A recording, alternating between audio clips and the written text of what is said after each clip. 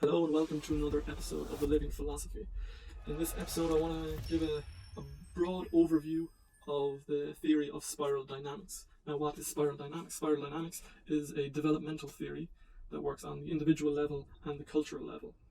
And it was developed by a researcher called Clare Graves in the US back in I think it was the 50s and 60s that he did a lot of his work, and it's got divided later by students of his called Beck and Cowan, and they divided the different levels rather than going by numbers and the letters that Graves used. They made it much more user-friendly by giving the different levels colours.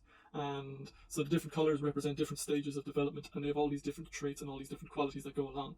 And the colours, so they start with beige. You got beige, purple, red, blue, orange, green, yellow, and turquoise. So everything up to green there, those first grouping of colours are the first tier, and then once you enter yellow and turquoise, it's the second tier.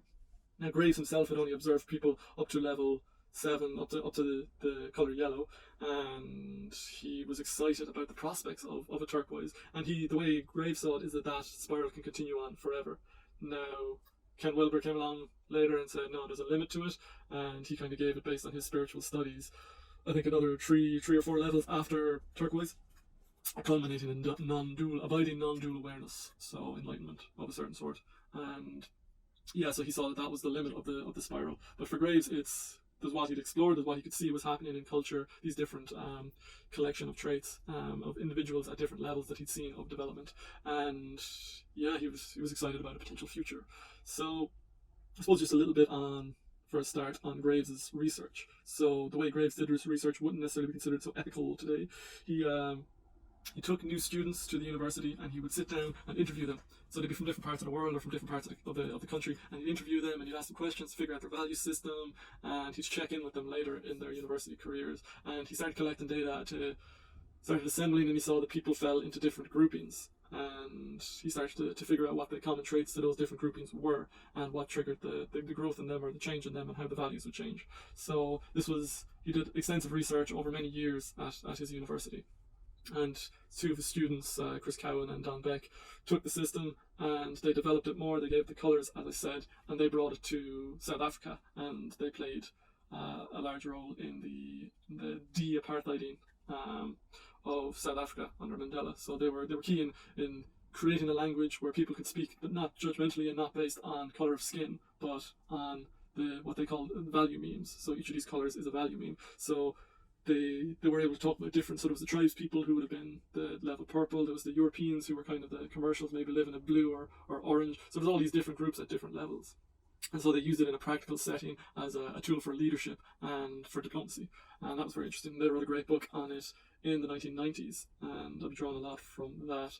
There's other good sources out there. I first came across it in Ken Wilber's Theory of Everything, which is a great book. He gives a great overview, and he interlaces it with a lot of other theories. And as ever with Ken Wilber, not as ever actually, because some of his writing can be quite dry, but the Theory of Everything I definitely found very fascinating, very inviting reading, a good introduction to his thought. So yeah, let's talk about spiral dynamics now, and just going to go colour by colour and just give a brief introduction. In future I'll give more detailed breakdowns of each of these value memes, and I'll be talking a lot about the different culture, the different aspects as they manifest in popular culture, and I want to talk about what's going on in culture now between these different memes, and how we can understand a lot of the conflicts, a lot of the polarization in terms of this conflict of value systems rather than in terms of us and them, black and white. So it expands our language beyond black and white to beige up to turquoise. So that can be quite helpful. Okay, so let's dig in. What is level beige? So historically, the level beige would be the humanoids who were just concerned with survival. So beige is just individual, purely based on survival. So you're living day to day. There's no thought of the tribe. It's just, okay, I gotta pass on my genes, and I gotta eat, and I gotta drink, and that's all you got to think about. So you can think of these different memes as being like the pyramid of self-actualization, the pyramid of needs that Abraham Maslow develops. So this is just the most basic level of meeting your survival needs. And so beige is just thinking about the moment. They're, in the least spiritual sense possible, they're purely in the moment, concerned about how are they going to survive, what are they going to do to eat, how are they going to live, how can they protect themselves. So this is what we find at level beige. So that would have been the historical level. We're talking over 100,000 years ago. when humans were really just before we become what we really are. So this could even go back beyond the birth of Homo sapiens as a distinct species, and where we see this in the individual. So remember I said it works on an individual and a cultural level. So there are no, as far as I know, no cultures at level beige. Now, I imagine there are individuals that descend into that. Certainly if you look at Viktor Frankl talking about what it's like to live in a concentration camp in his life-changing book, Man's Search for Meaning. He talks about how, unlike any other institution where men are locked up together, there is no sexual depravity. It is purely, there isn't even the space of mind to think about that. All those inmates can think about is survival. Hierarchy isn't even a thing at this level. It's just, get me my slice of bread, I need the bread and my water, and just how am I going to get through the day of grueling work. So it's purely just thinking about survival. So you can maybe find it in sane adult individuals at that kind of level in modern society, so maybe the gulags and concentration camps, or people experiencing similar conditions of serious duress. But in terms of traits, or at times that we all pass through it on the individual level as a baby. Babies are at level beige, all they do they do a lot, they learn it. But in terms of what occupies their mind, they're just concerned with survival. They're just concerned with having their needs met, and so they cry if they need food, or if they need to go to the toilet, or they just it's just pain and pleasure, so they just cry, and then they're delighted when they're feeding, and it's that the world is polarized at that level, and it's very simple because it's just about getting those needs met. And you also see it in severely mentally disabled people, and in people with Alzheimer's or dementia, where they've lost any higher levels of cognition, and they're kind of just in that survival level, and just a really basic level of existence and consciousness. Yeah, I find it hard to understand the inside of that kind of consciousness, because obviously we don't really hear back from babies, don't give us great reports on what their experience is, and neither do the people with Alzheimer's and dementia. No one, as far as I know, has ever come back and been healed of that. So once people go into that, babies, when they grow up, they forget about being a baby. So it's not a state of consciousness we have a lot of detail on from a phenomenological perspective. So we'll just leave that at that, just quite simple. Beige is the level of survival, and humans passed out of it a long, long time ago on a cultural level. But as we see with concentration camps and the gulags, the dictates of living can always bring us back to that. The context can always force us to realize for our minds to only think about food, to only think about water, and if those things are satisfied, maybe about sex. But even at this level, I wouldn't say that sex is such a concern. So obviously on a cultural, historical level it would have been, but when we regress to that level, it's not. You're just thinking about survival. Okay, so the next level, so that was beige. The next level is purple. And purple is the level of tribalism. So this is where tribalism and magic, I would say, you want to put the two of them together. So because the purple has a very magical worldview. I think a good example of the worldview of these people given by Jung, Carl Jung, when he goes to visit Africa, he goes to see some tribes in Africa, and he stays with them for a while. And he stayed with one tribe, and they were sons of the sun, and they believed that they were descended from the sun. And during the days, like, the world kind of shined on them, and everything was very peaceful, very happy, and they were an extremely optimistic people. But then he said all that just flicked at night, and they were terrified. They had the terror of the night, and they daren't stray beyond the edge of their village, for the darkness consumed there, and they were only safe around the fire in the village. And to go beyond, dark spirits and evil magic and evil sorcerers could get them and affect them. So there's that division between the extreme optimism, extreme pessimism, the extreme good and extreme evil, and it's that very strong boundary of us and them. So other tribes are considered to be are generally they're if not evil, then they're other. They're not you. You don't identify with them. So there would be intermarrying, but certainly that line of our tribe is very important. So yeah, there's that sense of the world being magic. So if bad things happen, it's because someone has wished it. There's evil magic that's been done. It's voodoo is very characteristic of this level. The sense of someone shoving a pin and the world all being magically interconnected, which on a very basic pure fear level, whether that is on some level true, you hear that being true from people maybe at like turquoise, or people exploring those higher levels, talking about the interconnectedness of all things. But at this level, it's the level of superstition. It's not about experience. It's just the hearsay of fear and old wives' tales.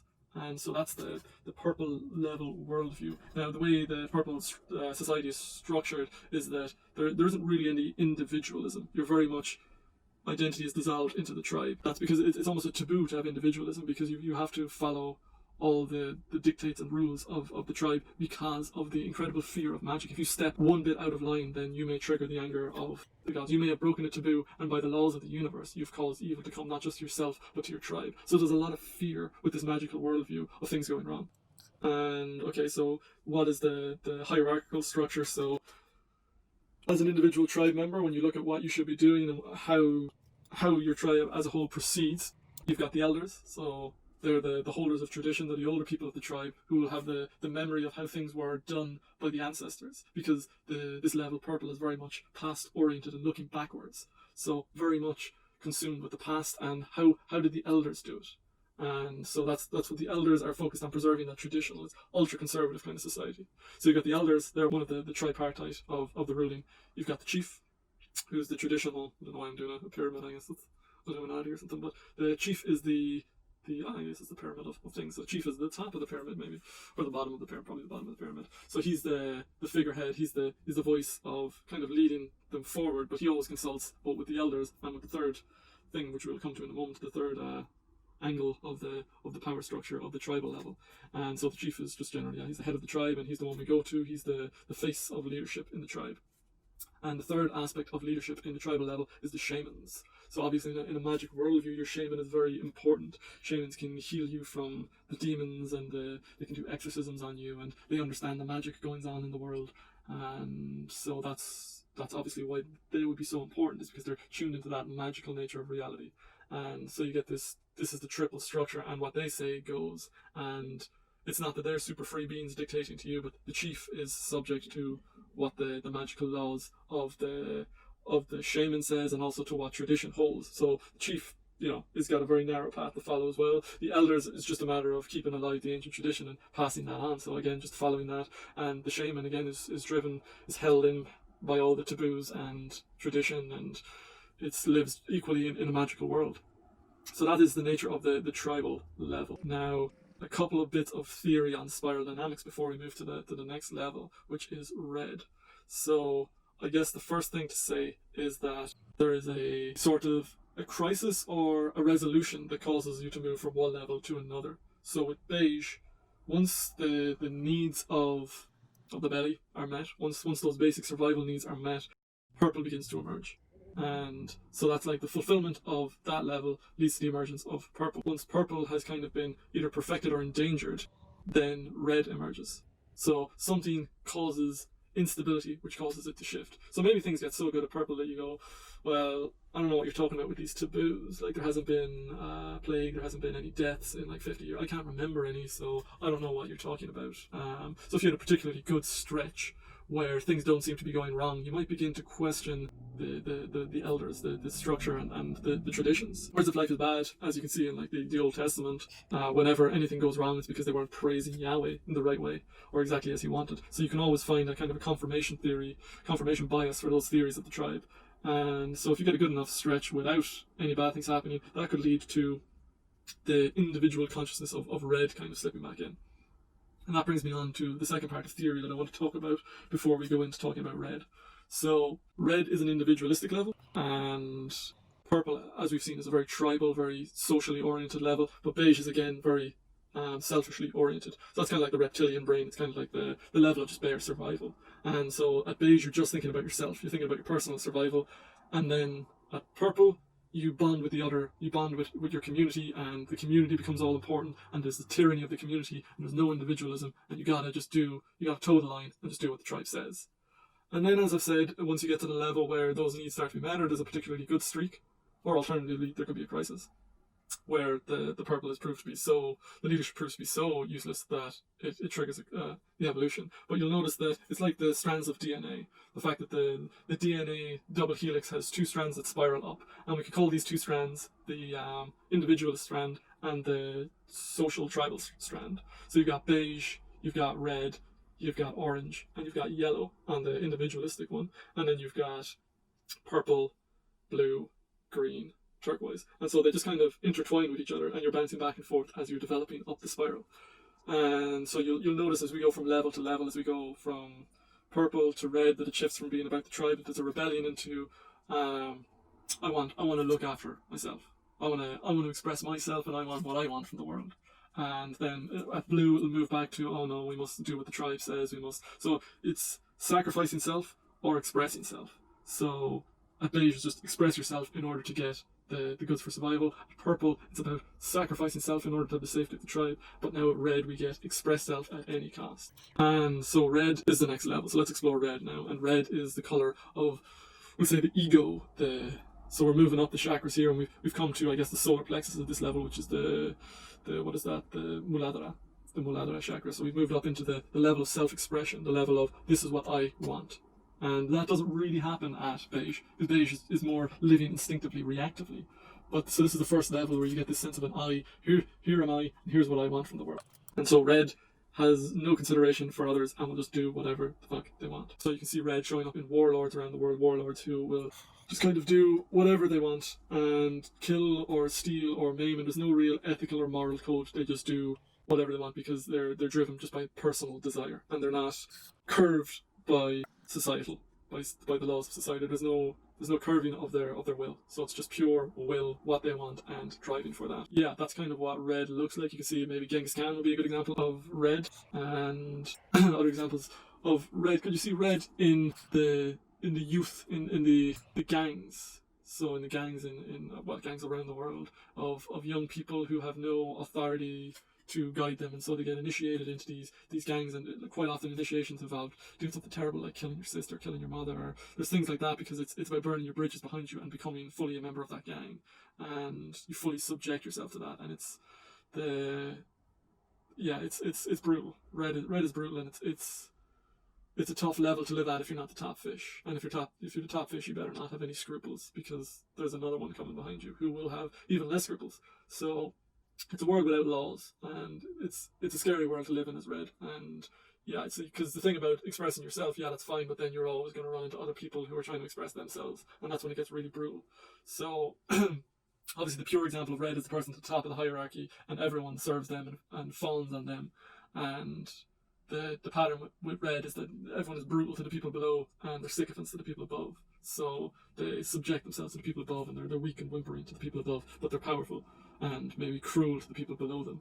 And that is the way that a red society is kind of structured. So you can definitely still see it. This is a common level in our society in terms of that, the brutality of gangs and those kind of initiations. I imagine it's quite common in the prison system as well, and certainly in the States. And yeah, so like there's that purple element of the gang as well, and once you're in, you're like, it's like a tribal thing, but it's driven by red. It's red at the top. So another thing that Graves says is that every level encapsulates the previous level. So it's not that it sheds that, it's that it encapsulates and builds a new thing around the next level. So red contains purple and contains beige. So obviously if you remove all stable sources of food and water, then you just get reduced back to level beige. You have to deal with that level again before you can go up to the tribal level of purple, and then before you move into the level of red. So as we develop, we go through all these levels. Okay, so how does red end up moving into blue? Again, you can either reach the limit of it, where there comes one warlord who topples all the others, but even at that, it just becomes this unstable thing. So what happens is that within this pattern of warring warlord, something new needs to emerge, because the world can't continue like that. And so there needs to be a higher value, there needs to be something that bonds the people together, and that's where blue emerges. Because blue is where we start to, instead of finding our leadership either in those tribal leaders or in this red leader, we start to be able to serve something more abstract. Blue is a major level in modern society. This is a generally quite conservative, strongly religious streak. So blue is the ability to subject yourself to a higher idea. And again, we've moved back to the level of sacrifice self for tribe. And people start to turn their back on that brutal expression of red because it's so damning. So you can see the emergence of blue in the warring period in China, where Confucius comes along and says, here we've got these strict rules that we must abide by. We must abide by the principles of law and order. They didn't honor Confucius. They didn't follow the man Confucius, but the laws, the ideas, the principles of the eternal principles, no less, that he explored and expounded. And so it's that overarching force, that thing that can join very distant tribes, and that's the power of blue, is that it can unify things. So if you think of the reification of the nation state, this is a very blue idea. We're taking something that's abstract, like a nation, and you get people who will die for a flag, people who will die for a boundary, a line on a map. I mean, you go to the boundary between Northern Ireland and the Republic of Ireland, and there's no cut in the stone. It's a line on a map, and yet so many people have died over it. The same in Israel and Palestine. And because we get caught up in these blue ideas, and it's an amazing thing, but obviously, as we see in these cases, it can go wrong. But people will die for an idea, for a flag, for their country, and that's a very powerful idea, and it transcends that idea of the warlord, that idea of the man who's just seeking to satisfy his desires, because in comes the higher idea of blue. And it says, this is the eternal law, and we will all praise it. And it doesn't have to be religious, as we've seen with the nation state. It can be political, it can be socialism, it can be the nation state, the patriotism.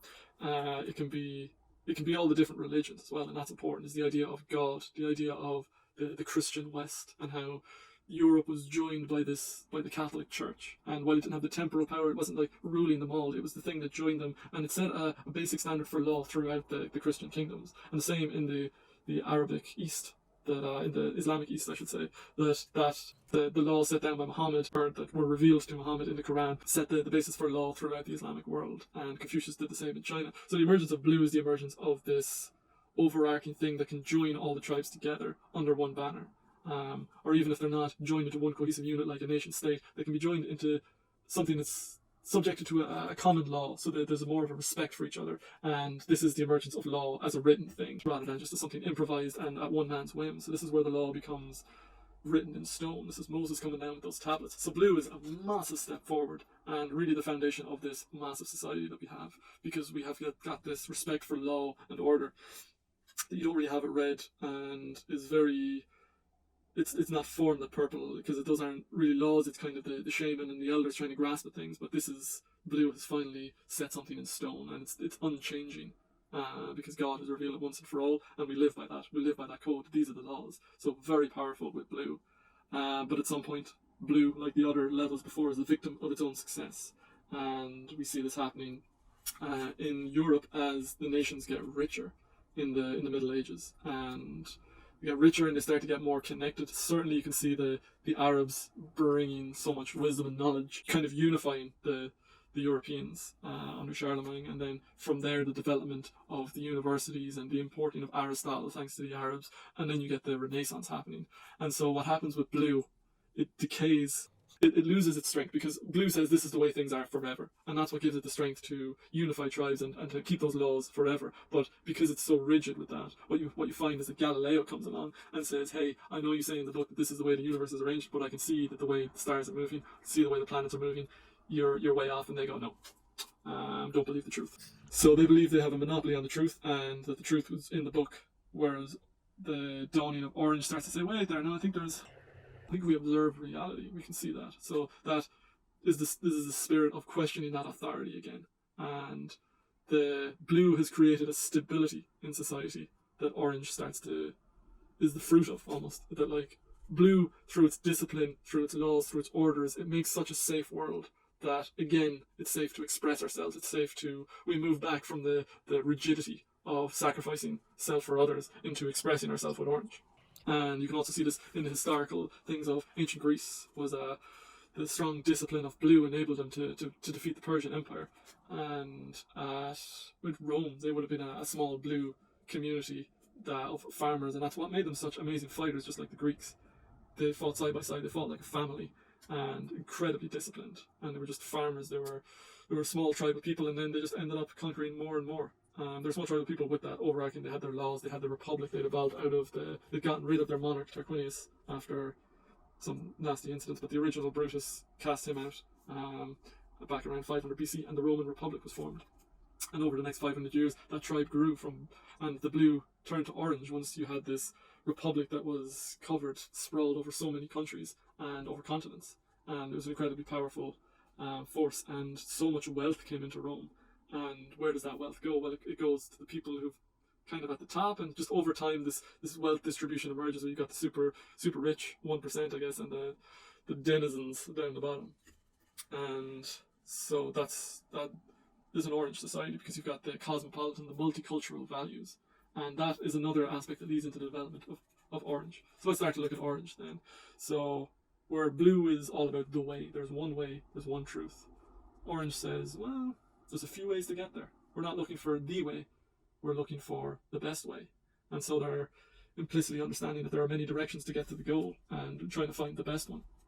And culturally, what happens with that emergence of orange is the blue society gets so wealthy and so much bigger. The stability draws other people in, and with that you get other cultures coming in, and it's hard to maintain that truth in the face of so many different cultures, and you're seeing that they're not just being smited by God. So that leads to a lot of respect for, or a loss of respect for the authority, and thinking maybe there's another way. And so you can see the Romans getting wealthier, because the real standard of this is the development of luxuries and comfort. That's what really starts to emerge here. It's what Red wanted, and to a certain extent a very small percentage of Red was able to take that at the very top. But now we see that this becomes not common, but the whole level of society gets raised, but the level of those at the very top goes to another extent. So you get there's the combination of cultural values, the collision of cultural values, and then there is the evolution of the super wealthy as well. So there's the comfort and the decadence that comes with it. So this is where the old values start to kind of like fall apart, because people, if you think of the thing that got you here won't get you there. And what happens then is that this is kind of where decadence sets in, because the level of wealth gets to such a point that people can live lives of comfort, and they lose that disciplined, rough edge that preserved them so strongly. And so it's just a matter of time before the decadence seeps in and the corruption seeps in and the civilization falls apart. So you can see that happening in Rome with it just survived with the empire, and then you can see every time then with the formation of the empire by Augustus, but then they never find a way to pick a good emperor. So the new emperor is always in danger of assassination by those closest to them. And then as people get so consumed with internal power struggles, the defense of the empire begins to fall apart, because it's been torn apart from the inside by people at the top of the hierarchy trying to fight it out. And so you get the greatness of that culture being spent on a battle with itself. Yeah, you can also see this in Mecca at the time of Islam's formation. So you can see that the Quraysh tribe, who dominated Meccan society and the Arabian Peninsula in general, had gotten wealthy from the caravans traveling from Byzantium to the Persian Empire. And again, that wealth had diversified. And this is where that wealth distribution, the inequality of distribution and the need for redistribution, is what leads to the emergence of green. Because with those people on the very top, you get a lot of people on the bottom who are part of the same culture, where all those things are coming in, but they're not seeing half of the wealth. And some of them might even be very poor, even in the midst of, an ocean of gold that is flowing in, and more than enough for everyone. But because of the way the Pareto distribution tends to land, it just goes into the hands of the rich get richer and the poor get poorer. And so green comes along and says, hey, this isn't fair. Everyone should be equal. We want to start looking after everyone. So remember, we've gone from orange, express self, and green is the next level, which says, stall on, don't sacrifice yourself for others. So that the green begins to think about the plight of the less fortunate. And the voice of this in ancient Mecca was Muhammad, who said, hey, you shouldn't hoard all the wealth. We need to redistribute this. There's big problems in this culture, and we need to start looking after everyone. And this is really actually started to come along in Western culture in the last 50 years. The 1960s hippie movement could be very much seen this anti-materialism, this anti-consumption, which is so typical of orange, that green begins to say, oh, that's not great. And there's a few problems that green sees with it, and there's a few ways that green can emerge. So it can emerge from the disaffected, looking at orange and being like, this culture is crazy, I don't fit in there. So the disaffected could become angry, but also there's the people who go through orange and come up to green and they go, well, I had all the money in the world, but it didn't make me happy, and happiness is what's important. And so they realize that materialism and having more and more stuff isn't making them happy, and so the green turns to looking after people. It comes back to the social aspect of being human and looking after your fellow humans. So green is a social instinct again, it's a social animal. So that's where green emerges, and we can see the social justice movement is very much about that. It's, hey, let's make this a fair game for everyone, for women, for everyone who's LGBT, for people of colour. Let's start to make this game, let's make it an equal playing field. And this is the next level of the spiral, because this is really where you start to see the emergence of real compassion and looking after everyone's rights, where orange kind of goes, oh, just want to keep my own stuff, and I'm doing quite well over here, and I don't want to have to either give money to the poor, as Muhammad got the rich in ancient times to do, or as the big corporations now don't want to do. They don't want to redistribute, they don't want to change these things, because they've got those inherent interests. So Occupy Wall Street, another green movement of being angry with the 1%. And it can seem on some level hypocritical, because those greens are part of the culture. They are so much richer in comparison to most other cultures, but within their own culture there's that very uneven distribution, and they can feel very much shortchanged by that, or they can see the problems of that. And so there can be that tension, a sort of hypocrisy, but it's really about fairness, and that's not perceived as fair, because why are these people getting so much? And it's not it's about creating a fairer world, a world where everyone benefits equally. And so that's the driving call of green. But also, every level is kind of attacking the level below it. Perhaps it's because we're extricating ourselves from that identity, we're asserting our new identity. And so there's an attack with the levels below it. So you'll find the likes of, well, obviously the blues are going to be saying that to the reds. They're going to be saying, hey, no more of this war, there's a higher thing, why are you only looking after yourself, look after this? And then the oranges say to the blues, what are you talking about that? You look at the likes of Dawkins or Hitchens and the aggressiveness towards people who believe in God, the God delusion, and the skepticism of the nation state and all that. So you see those kind of orange attacks, and then there's so much attacks of green on orange now because of the excesses of global warming and the patriarchal structure of just manipulation and extortion of people and resources in order to grow the machine bigger and bigger in progress. So yeah, every level tends to attack the level below it. Perhaps on one level to assert its own identity, but also it's what's triggered it to grow. It's the spiral growing upwards. So the hippie movement and the social justice movements are trying to shave off the excesses of orange and to create a fairer society. But what we have to remember at this point, now that we've come to the top of the first tier, is that there's value to all these levels. That like green doesn't make sense if you have social justice at the level of red. Reds are just going to destroy those people, because reds don't care about equality, because they're living in a world of much greater scarcity. And the blue is just kind of like the limits of its compassion is bounded at the us, whereas green is starting to expand that out into everyone, all cultures, all people, and it's trying to have love for everyone except for those who don't love others, in which case the political correctness kind of comes in, and the cancelling of those people, and trying to oust them from culture, exile them in a form of passive aggression rather than the direct aggression of a red, or even of an orange. So or a blue, anyone really. So you gotta respect that. While you're attacking the level below you, you are standing on. They're the giant's shoulders that you're standing on, and it's hard for us to get around this because it's such an instinctive thing. But when we want to attack others that are at the level beneath us, it's really hard because it's such an emotional thing. It triggers you, and what they're doing is wrong, and you can see that it's wrong, but on the other hand you wouldn't exist without that level.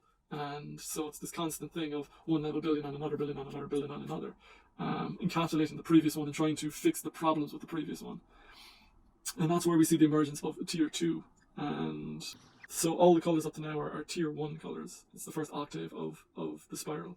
And what the revolution of tier 2 thinking is that yellow and turquoise, they see the value of all the levels below, and they see that all of them are part of an integrated human being, and that they're all components of who you are.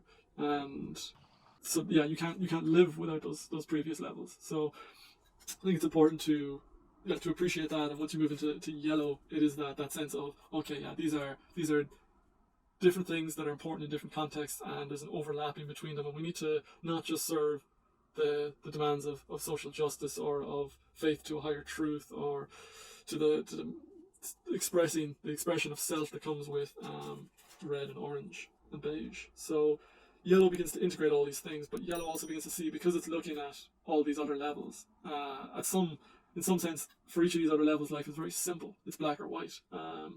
There's my way, and there's the wrong way, and so it's the world is quite a simple place. It's very easy to pigeonhole people and put them in a certain box. But once you come to the level of yellow, you begin to see complexity everywhere, and you begin to see the fractals, and how at different levels there's different importance, and you always get the same problems, and it leads to another thing, and it's just the world becomes this incredibly complex sphere, and it seems dazzling to try and fix anything, because when you see that, okay, the reds are there and they have a point, and the purples are looking after their tribes over there, and the red or the blue religious, I mean, they have the point. You might really buy into it, but you kind of see that that's theirs, and it's very suitable for the level that they're at and for meeting the challenge that they're at. And same with orange. So you start to see all people are just doing the best that they can, that they're just dealing with the world at the level that they've got. And so how do you approach a world? Because there is no one size fits all solution. And so with yellow, you've got a complex world, and how do you fix a complex world? With great difficulty, with nuance. And so that's where yellow emerges. Yellow, according to Beck and Cowan, is a very small portion of the population, maybe certainly less than 5. I think it might be 1%. Yeah, it's 1%, and then turquoise is, or it might even be 0.1%, and turquoise might be 0.01. But they're certainly 1% or less at yellow. And yeah, so this is where the world becomes complex. You start to have to look in, it's multi-tier thinking. And where do we see this in the world? So systems thinking is a good example of it. Any system which starts to integrate different levels. So you can see people integrating the archetypes. Jordan Peterson does this. He integrates the archetypes with, say, neuroscience. But you get people doing it in all these different spheres. Definitely chaos theory starts to see the complexity of the world and how there's fractals at different levels. You could think of something like Elon Musk, where there's technology. So it could be considered very orange, but on the other hand, if you look at the difference, so you've got difference between Elon Musk and Jeff Bezos. Jeff Bezos is very much driven by profit and the bottom line, whereas Musk has always been talking about making humans multiplanetary, dealing with the biggest problems that humanity have, and so seeing a tribe on a colony on Mars as being the ultimate backup system if we have a nuclear war on Earth, or we get wiped out by some climate disaster, or on the other hand, Tesla is trying to make the world a better place.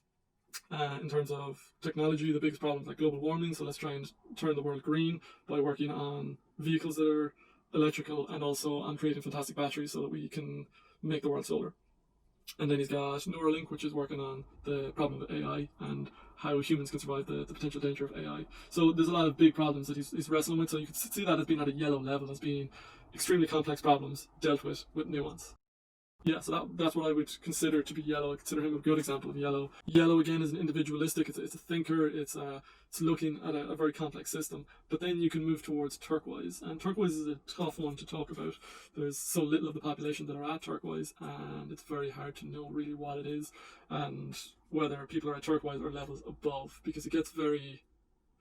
Because there's so few people at turquoise, you begin to get people projecting their vision onto turquoise, and that's not necessarily so helpful.